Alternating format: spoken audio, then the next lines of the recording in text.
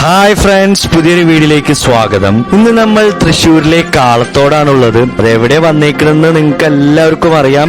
Yes friends, തൃശ്ശൂരുകാർക്ക് biryani ഒരു addiction ആക്കി മാറ്റിയ മേപ്പിൾ ബേക്ക് ഹൗസ് അവരുടെ രണ്ടാമത്തെ ബ്രാഞ്ച് കാളത്തോട് തുടങ്ങിയിട്ടുണ്ട്. അപ്പൊ ഇനി ടൗണിന്റെ ഈ ഭാഗത്തുള്ളവർക്ക് ഇനി ബുദ്ധിമുട്ടി അവരുടെ ആദ്യത്തെ ബ്രാഞ്ചിലേക്ക് പോകേണ്ട ആവശ്യമില്ല. ഇവിടെ നല്ല സ്പേഷ്യസ് ആയിട്ടാണ് ഇവരുടെ റെസ്റ്റോറന്റ് തുടങ്ങിയിട്ടുള്ളത്. അതായത് പുറത്തും ഇനഫ് കാർ പാർക്കിംഗ് സ്പേസ് ഉണ്ട്, പിന്നെ ഉള്ളിലും നല്ല കാർ പാർക്കിംഗ് സ്പേസ് ഉണ്ട്. പിന്നെ ഇവരുടെ മെനുവിൽ അധികം വ്യത്യാസം വരുത്തിയിട്ടില്ല. അതേ ലവ്ലി മെനു ആണ്. പുറത്തൊരു സീറ്റിംഗ് ഏരിയ ഉണ്ട്, ഉള്ളിലേക്ക് കടന്നാൽ ഒരു സീറ്റിംഗ് ലോഞ്ച് ഉണ്ട്. പിന്നെ ഇവരുടെ തന്നെ റെഡി ടു ഈറ്റ് വെറൈറ്റിയിലുള്ള സ്നാക്സ് ഉണ്ട്.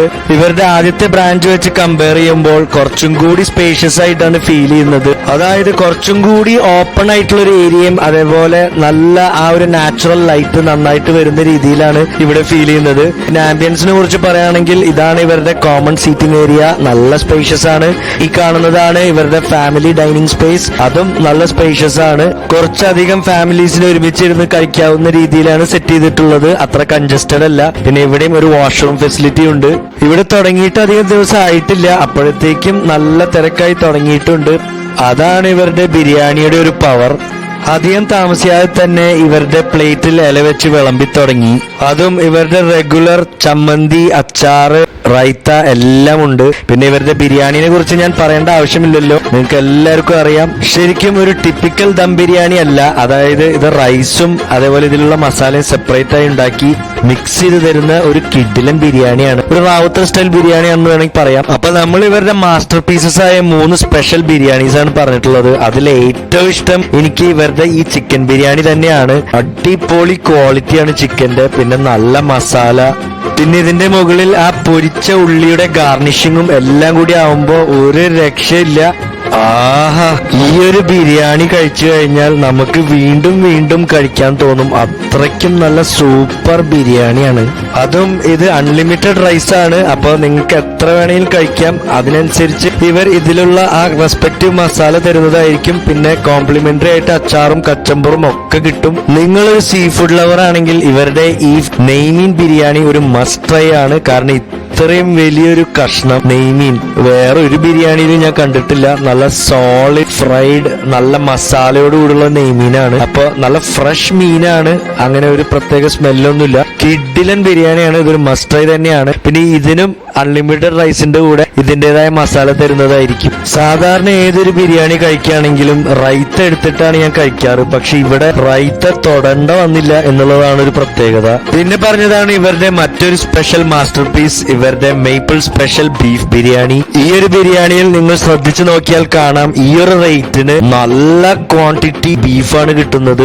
ഇവരുടെ റൈത്തയും അച്ചാറും ചമ്മന്തിയും ഒക്കെ കോംപ്ലിമെന്ററി ആയ കാരണം എത്ര വേണമെങ്കിലും നിങ്ങൾക്ക് ചോദിച്ചു വാങ്ങാം. ബീഫൊക്കെ നന്നായി വെന്തിട്ടുണ്ടായിരുന്നു, നല്ല സോഫ്റ്റ് ബീഫ്, പിന്നെ അതേപോലെ നല്ല മസാല. ഒരു രക്ഷയില്ല, നല്ല സോഫ്റ്റ് ബീഫ്. പലരും പറയുന്നത് പോലെ ബിരിയാണി ഒരു ഭക്ഷണമല്ല, ശരിക്കും ഒരു ഇമോഷനാണ്. ആ ഇമോഷൻ ഒരു അഡിക്ഷൻ ആക്കി മാറ്റിയവരാണ് ഇവര്. ഇവിടെ കസ്റ്റമർ ആയിക്കോട്ടെ അല്ലെങ്കിൽ കസ്റ്റമറിന് സെർവ് ചെയ്യുന്ന സെർവർ ആയിക്കോട്ടെ, എല്ലാം വളരെ സന്തോഷത്തിലാണ്. അങ്ങനെ ബിരിയാണി കഴിച്ചു കഴിഞ്ഞപ്പോൾ ഡെസേർട്ടിനായി പറഞ്ഞതാണ് ഇവരുടെ ഈ ഫ്രൂട്ട് സാലഡ്. വളരെ റീസണബിൾ റേറ്റ് ആണ്, നല്ല ക്വാണ്ടിറ്റി ഉണ്ട്. ഇവർക്ക് ഇതേപോലെ റീസണബിൾ റേറ്റിൽ ഒരുപാട് മൊഹിത്തോസ് ഉണ്ട്, മോക്ടെയിൽസ് ഉണ്ട്, ഫലൂദാസ് ഉണ്ട്, ഷേക്സ് ഉണ്ട്. അങ്ങനെ ഇവരുടെ രണ്ടാമത്തെ ബ്രാഞ്ചിലും ബിരിയാണി എക്സ്പീരിയൻസ് ഗംഭീരമായിരുന്നു. സത്യത്തിൽ ഇവർ ഇത്ര ഫേമസ് ആവാൻ ഇവരുടെ ബിരിയാണി മാത്രമല്ല, എനിക്ക് തോന്നുന്നു ഇവരുടെ ആ ഒരു കസ്റ്റമർ സർവീസും അതേപോലെ ആ ഒരു ഹോസ്പിറ്റാലിറ്റിയും ഒക്കെ വലിയ ഫാക്ടേഴ്സ് തന്നെയാണ്.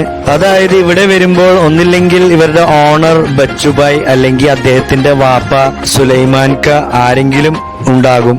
അപ്പോൾ ഒരു സിനിമാറ്റിക് എക്സ്പ്രഷൻ പറയുകയാണെങ്കിൽ കയറി വാടാ മക്കളെ എന്ന രീതിയിൽ ഇവർ നമ്മളെ സ്വീകരിക്കുമ്പോൾ ആർക്കാണ് ഈ ബിരിയാണി കഴിക്കാൻ തോന്നാത്തത്?